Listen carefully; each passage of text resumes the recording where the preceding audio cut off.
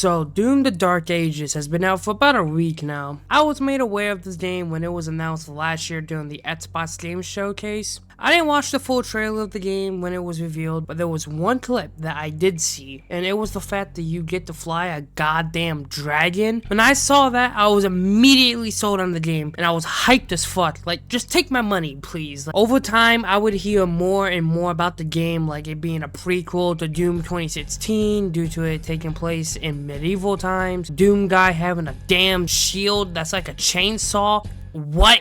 And the fact that the game was gonna be slower than Doom Eternal and there was no glory kills in the game. For context, I'm just a casual Doom fan. I've played both Doom 2016 and Eternal when they released, and I enjoyed both of them. But they aren't games I play constantly. I play them occasionally and I enjoy them, and then I put them down for a couple years. And I haven't even touched the Ancient Gods DLC for Eternal yet, which I want to get to eventually. And finally, I've only played the original Doom game once, years ago. I only played a level or two, then I put it down. So I'm a newer Doom fan. I was extremely hyped for the Dark Ages to release. And after finally beating the game, is it worth it? How does it hold up compared to the other games in this new trilogy? Well, let's get into it. So Doom the Dark Ages takes place before 2016 in medieval times. Doomguy is under the control of the Makers and is rocking the most badass fit ever. Like, damn, this dude got that drip. Doomguy is assisting humanity in the war against the demons from hell. So as the Doomguy, you just gotta rip and tear through those fucking demons. That might have been the fastest story recap I've ever done in my life. The first positive I have with the game is the gameplay itself. The game is extremely fun to play. It is different from 2016 and Eternal. Like, those games were more about running, gunning, glowing, killing enemies, and like zipping across the map. In this, it's more about parrying attacks,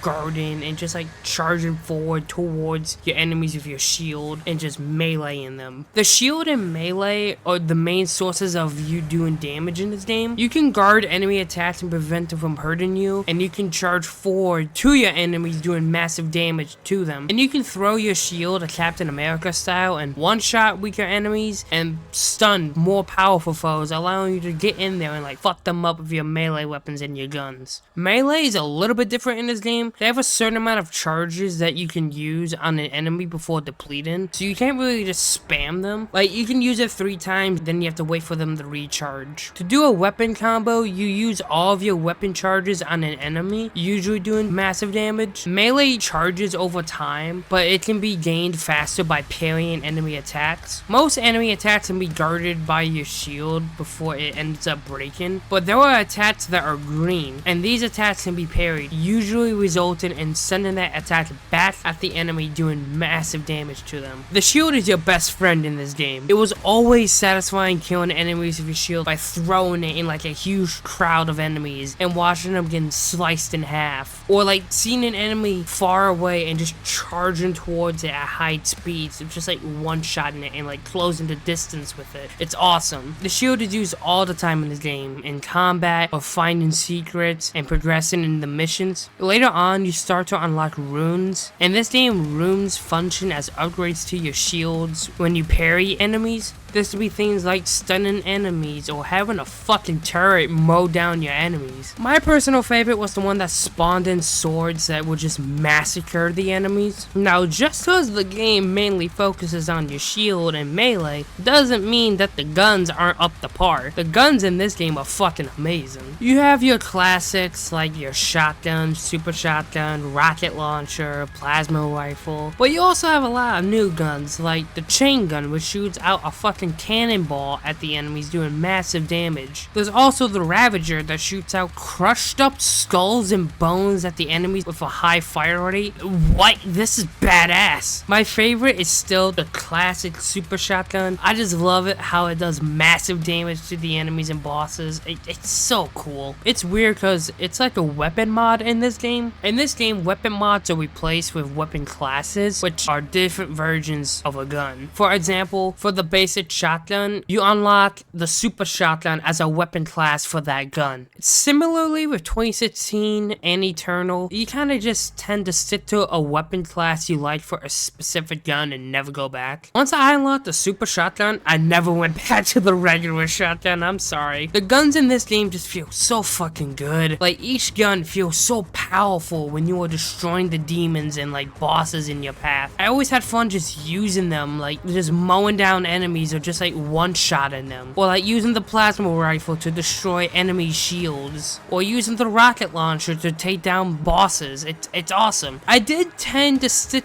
mainly to the super shotgun and mainly use my shield and melee attacks because the game prioritizes that over the guns, but the guns are still really good in this game. Especially after you start to upgrade them, then they really start to shine. The enemies and bosses are my net's positive. There are a wide variety of demons that think they can take you on. There's your basic imps that don't even stand a chance against you. There are enemies that are mounted on a pinky that you have to take them down, then take the pinky down. And then there's enemies with shields that once they've built up enough damage, you can toss your shield at them and just one-shot them. And then there's other demons that I'm not gonna pretend I remember the names of. The amount of enemies the game throws at you is always cool because you have like so many different types of enemies attacking you at once, and you're taking them out in like different ways of like your shield, your guns, melee, so it's always fun. And like throughout the game, there are enemies that functions as bosses like the first time you fight them, and then later on they show up as like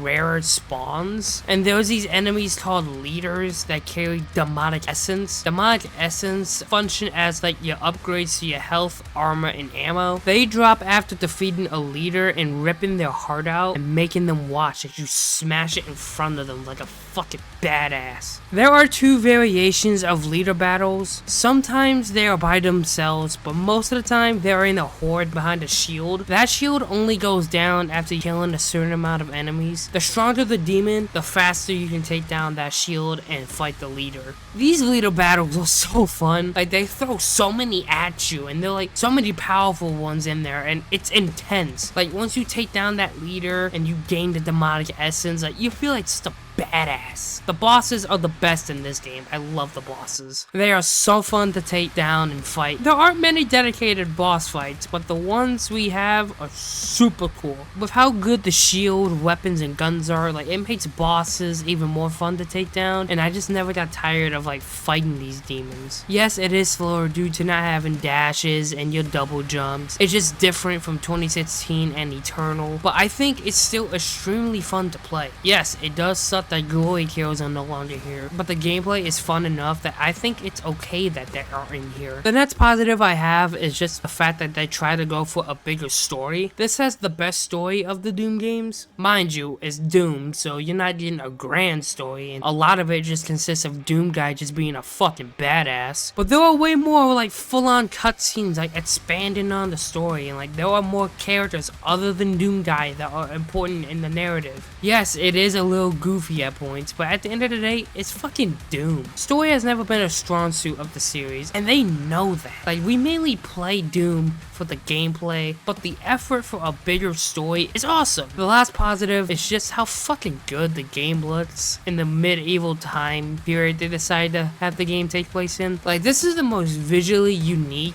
in the series, and it looks so fucking good. Like, I always love just exploring new areas in this game and like mowing down enemies in like this medieval time period. Like, they did such a good job with this medieval setting. I loved it. Onto the myth elements of the game, and the first one I have is the mech battles. They aren't bad, but after the first time, it gets a little less and less cool each time. By the last time we used them, I was kind of tired of playing in them, and they don't expand on the gameplay on them at all, so after the first time it gets repetitive because you're doing the same shit. They're just okay. The next myth element I have is the open world missions. There are some missions where the map is like an open world where you explore a massive area. Honestly, I prefer the standard linear levels in the game like 2016 and Eternal. The linear levels are just right in having exploration and secrets and fighting enemies while not being too long. The open world missions aren't bad at all, but but it takes longer to complete and kind of ruins the pacing just a little bit. And there are points where you're literally just running around doing nothing, trying to progress in this big ass map. In the linear style missions, you get a perfect balance of everything and the game moves at a good pace. They're still fun when you find secrets and you're fighting enemies in this big map, but I personally just prefer the classic approach more. The last mixed element I have is difficulty of the game. Now, I'll be the first person to admit this. I suck ass at Doom. The other two games, I only play on Hurt Me Plenty, and I still get my ass kicked. In this, I still played on Hurt Me Plenty, and it was way easier than 2016 and Eternal. Like, I barely died in this fucking game. There were tense moments, but in 2016 and Eternal, it would whoop my ass a lot. So I was expecting to die a lot here,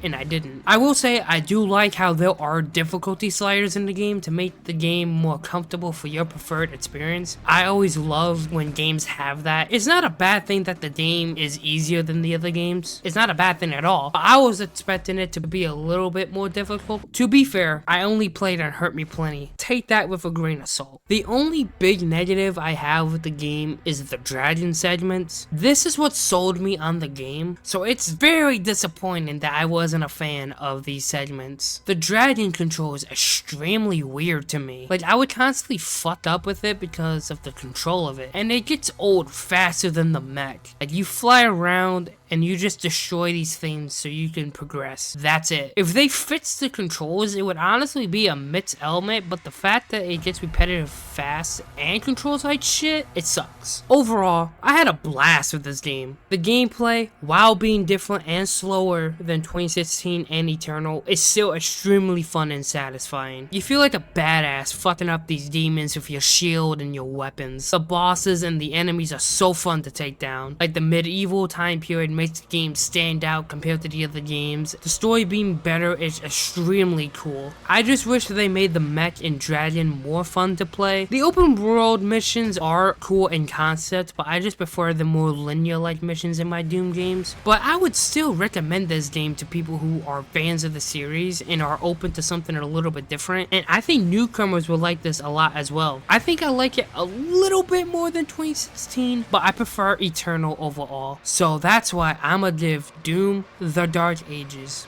an 8 out of 10.